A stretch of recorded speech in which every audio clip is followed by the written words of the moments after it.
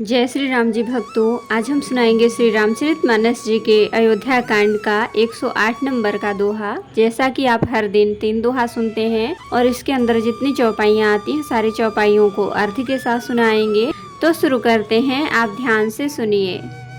हम आरंभी हरि कथा, तुम निर्वाहन आय सुआसन लीजिए, सुनहु वीर हनुमान सियावर रामचंद्र की जय। बोलो बजरंगबली की जय, बोलो सब देवी देवों की जय। विश्व भरण पोषण कर जोई, ताकर नाम भरत अस होई। राम कीन्ह विश्राम निशि, प्रात प्रयाग नहाय। चले सहित सिय लखन जन, मुदित मुनि सिरुनाय। सिया राम। विश्व भरण पोषण कर जोई, ताकर नाम भरत अस होई। राम सप्रेम कहो मुनि पाही, नाथ कही हम कही मग जाही। मुनि मन बिहसी राम सन कहही, सुगम सकल मग तुम कहूँ आही। साथ लागे मुनि शेष बुलाए, सुनि मन मुदित 50 आए। सबन ही राम पर प्रेम अपारा, सकल कहाहि मगु दीख हमारा। मुनि बटु चारि संग तब दीन्हे, जिन्ह बहु जन्म सुकृत सब कीन्हे। करि प्रणाम ऋषि आय सुपाई, प्रमुदित हृदय चले रघुराई। ग्राम निकट जब निकसहि जाई, देखहि दरसु नारी नर धाई। होहि सनाथ जन्म फलु पाई, फिरहि दुखित मन संग पठाई। विदा किए बटु विनय करी, फिरे पाई मन काम। उतरि नहाए जमुन जल, जो शरीर सम श्याम। सिया राम। विश्व भरण पोषण कर जोई, ताकर नाम भरत अस होई। सुनत तीर बासी नर नारी, धाये निज निज काज बिसारी। लखन राम सिय सुंदरताई, देखी करहि निज भाग्य बढ़ाई। अति लालसा बसहि मन माही, नाउ गाँव बूझत सकुचाही। जे तिन्ह महु बय बिरिध सयाने, तिन्ह करि जुगुति राम पहिचाने। सकल कथा तिन्ह सबहि सुनाई, बनहि चले पितु आय सुपाई। सुनि सबिसाद सकल पछिताही, रानी राय कीन्ह भल नाही। तेहि अवसर एक तापसु आवा, तेज पुंज रघु बयस सुहावा। कवि अलखित गति बेसु बिरागी, मन क्रम बचन राम अनुरागी। सजल नयन तन पुलक निज, इष्ट देव पहिचान। करे उदंड जिमि हरनि तल, दसान जाई बखान। सिया राम। विश्व भरण पोषण कर जोई, ताकर नाम भरत अस होई। राम सप्रेम पुलकी उरलावा, परम रंक जनु पार सुपावा। मनहु प्रेम परमारथु दो, मिलत धरे तन कह सब को। बहुरी लखन पायन सोई लागा, लीन्ह उठाई उमगी अनुरागा। पुनि सिय चरण धूर धरि सीसा, जननी जानि शिशु दीन्हे असीसा। केन्ह निषाद दंडवत तेहि, मिल्यो मुदित लखि राम सनेहि। पियत नयन पुट रूप पीयूषा, मुदित सुअसनु पाई जिमि भूखा। ते पितु मातु कहाहु सखी कैसे, जिन्ह पठए बन बालक ऐसे।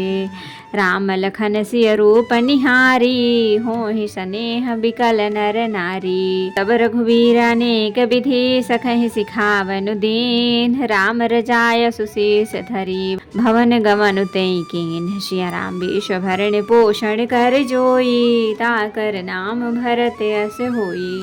तो भक्तों, अब हम इतने का अर्थ सुनाएंगे। श्री राम जी ने रात को वही विश्राम किया और प्रातःकाल प्रयागराज का स्नान करके और प्रसन्नता के साथ मुनि को सिर नवाकर श्री सीता जी, लक्ष्मण जी और सेवक गुह के साथ वे चले। चलते समय बड़े प्रेम से श्री राम जी ने मुनि से कहा, हे नाथ, बताइए हम किस मार्ग से जाएं। मुनि मन में हंसकर श्री राम जी से कहते हैं कि आपके लिए सभी मार्ग सुगम हैं। फिर उनके साथ के लिए मुनि ने शिष्यों को बुलाया। साथ जाने की बात सुनते ही चित्त में हर्षित हो कई 50 शिष्य आ गए। सभी का श्री राम जी पर अपार प्रेम है। सभी कहते हैं कि मार्ग हमारा देखा हुआ है। तब मुनि ने चुनकर 4 ब्रह्मचारियों को साथ कर दिया, जिन्होंने बहुत जन्मों तक चलते समय बड़े प्रेम से श्री राम जी ने मुनि से कहा, हे नाथ, बताइए हम किस मार्ग से जाएं। मुनि मन में हंसकर श्री राम जी से कहते हैं कि आपके लिए सभी मार्ग सुगम हैं। फिर उनके साथ के लिए मुनि ने शिष्यों को बुलाया। साथ जाने की बात सुनते ही चित्त में हर्षित हो कोई 50 शिष्य आ गए। सभी का श्री राम जी पर अपार प्रेम है। सभी कहते हैं कि मार्ग हमारा देखा हुआ है। तब मुनि ने चुनकर 4 ब्रह्मचारियों को साथ कर दिया, जिन्होंने बहुत जन्मों तक सब सुकृत पुण्य किए थे। श्री रघुनाथ जी प्रणाम कर और ऋषि की आज्ञा पाकर हृदय में बड़े ही आनंदित होकर चले। जब वे किसी गांव के पास जाकर निकलते हैं, तब स्त्री पुरुष दौड़कर उनके रूप को देखने लगते हैं। जन्म का फल पाकर वे सदा के अनाथ सनाथ हो जाते हैं और मन को नाथ के साथ भेजकर शरीर से साथ न रहने के कारण दुखी होकर लौट आते हैं।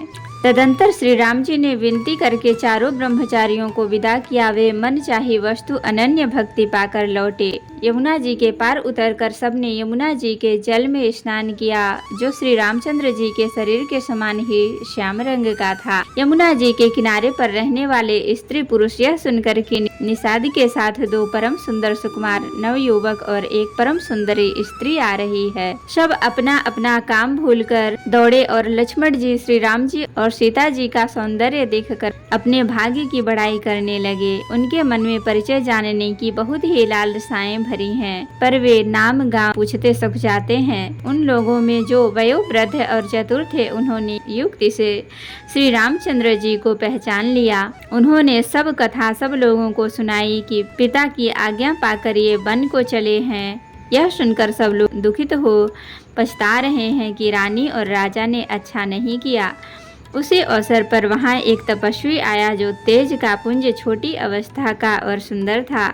उसकी गति कभी नहीं जानते, अथवा वह कभी था जो अपना परिचय नहीं देना चाहता था। वह वैरागी के वेश में था और मन वचन और कर्म से श्री रामचंद्र जी का प्रेमी था। इस तेज पुंज तापस के प्रसंग को कुछ टीकाकार क्षेपक मानते हैं और कुछ लोगों के कहने में यह अप्रासंगिक और ऊपर से जोड़ा हुआ सा जान भी पड़ता है, परंतु यह सभी प्राचीन प्रतियों में है। गोसाई जी अलौकिक अनुभवी पुरुष थे। पता नहीं यहाँ इस प्रसंग के रखने में क्या रहस्य है, परंतु यह क्षेपक तो नहीं है। इस तापस को जब कभी अलिखित गति कहते हैं, तब निश्चय पूर्वक कौन क्या कह सकता है। हमारी समझ से ये तापस या तो श्री हनुमान जी थे अथवा ध्यानस्थ तुलसीदास जी। अपने इष्ट देव को पहचान कर उनके नेत्रों में जल भर आया और शरीर पुलकित हो गया। वह दंड की भांति पृथ्वी पर गिर पड़ा। उसकी प्रेम विह्वल दशा का वर्णन नहीं किया जा सकता। तो भक्तों, आज के लिए इतना ही। कथा विसर्जन होते है, विदा हो हनुमान, राम लखन सीता सहित सदा करहु कल्याण। कहूँ दंडवत प्रभूषण, तुम ही कहूँ कर जोर, बार बार रघुनाथ कहीं सुरत करायहु मोर। नाथ एक बर मांगहु, सोई कृपा कर देहु, जन्म जन्म प्रभु पद कमल कबहु घटे जनि नेहु। सियावर रामचंद्र की जय, बोलो बजरंगबली की जय, बोलो सब देवी देवों की जय। तो भक्तों, अगर वीडियो पसंद आई हो तो लाइक करें, शेयर करें, कमेंट करें और सब्सक्राइब भी कर लें, ताकि मेरी हर वीडियो आपको आसानी से मिल सके। जय श्री राम जी भक्तों।